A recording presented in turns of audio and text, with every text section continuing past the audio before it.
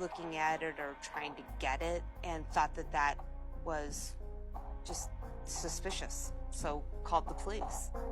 This truck was distinctive. It had vanity license plates that spelled out Zulo, the name of Mary Ann and George's business. And George was the only person in the company whose vehicle had these plates. What was so fascinating is when his car was searched, they found a large fishing lure, rope, and some other objects which would lead a person to believe that he was going to actually try to fish that bag from the bridge. Investigators needed to look closer at the items inside that bag to see if anything would prove Hansen was the killer. I did not kill Mary Ann. From the beginning, police thought Mary Ann Clibbery was killed by someone she worked with. That certainly helps our focus, knowing that this is an inside job, and that narrows the playing field down. George Hansen had a motive. Mary Ann could prove he was stealing from the company. She informed Hansen she was, in fact, going to go to the authorities over his business practices. Scientists analyzed the plastic bag, which contained the weapon used in Mary Ann Clibbery's murder. They put it in a sealed chamber filled with cyanoacrylate, fumes from superglue. These fumes stick to the oils in human fingerprints. I processed the items with fingerprint powder. This is just a fine black powder that I just dusted over the surface. The powder will adhere to the superglue developed fingerprints and make them visible. They found 3 distinct fingerprints and 1 palm print. Those prints matched George Hansen.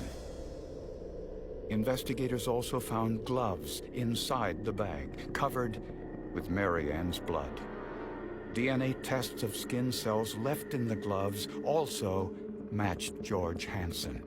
All of them had Mary Ann's blood on them, and the gloves and the sweater had George Hansen's DNA on them as well. The DNA was proof George was wearing the sweater and the gloves as the fatal blows were struck.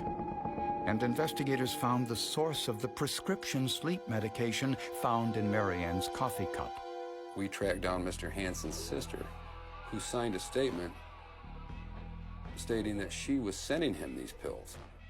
In return, he would give her like $25 a month. George Hansen was arrested and charged with murder. Prosecutors believe the motive was financial. They want to buy the business and have the money, and so he's going to collect some insurance money on her as a business partnership and inherit the business or buy the business out, and their life goes on. Prosecutors believe Mary Ann waited until all the employees left before confronting Hansen with the evidence of embezzlement. And while I see entries in your handwriting, the clients clearly haven't been... Well, I've been paid. Of course they've been paid. She estimated he stole more than $100,000 from the company. He could either pay the money back, or Mary Ann was going to report him to police. Hansen, however, chose another option: murder. As Mary Ann was about to walk out through the back door, Hansen struck her in the head with a hammer. While Hansen staged the scene to look like a robbery, he discovered that Mary Ann wasn't dead, so he struck her again, creating more blood spatter on top of the coagulated blood, proof of 2 separate beatings. He put his sweater, gloves, and the hammer, along with Mary Ann's purse, into the bag. On his way home, he dropped the bag into the river. But it was wintertime, and he missed the open water by about 5 feet, and it landed on the ice. I'd like to have seen his face when that bag hit the ice and he heard a large plunk instead of a splash. The theory was to drop the bag into the water and have it float away. Later, a witness saw Hansen's car driving back and forth over the Rock River Bridge.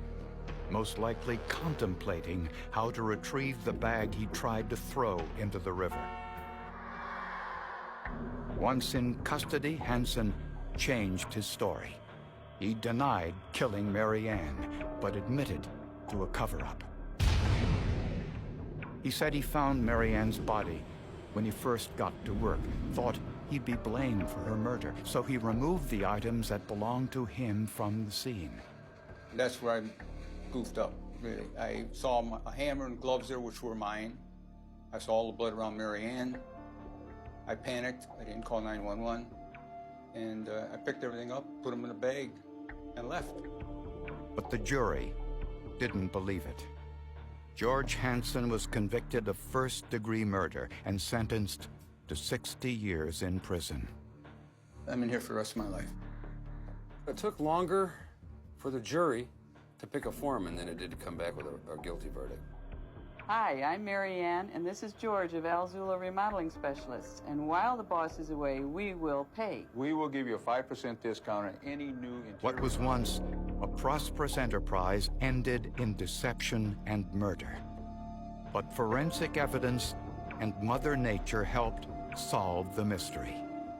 What are the odds of going to a river with the intent to sink a bag and have it hit solid ice, knowing that you've already cased the river out, knowing that it's wide open body of water except for a few feet on each side, and he accidentally drops it in the wrong place? If George wasn't so dumb, we wouldn't have found it. It'd have been a lot tougher case to deal with. George was banking on the fact that he had no witnesses. You know, not just the blood spatter, but the fingerprints, and then, you know, the DNA off the sweater. All of those things that kind of pointed back toward George Hansen.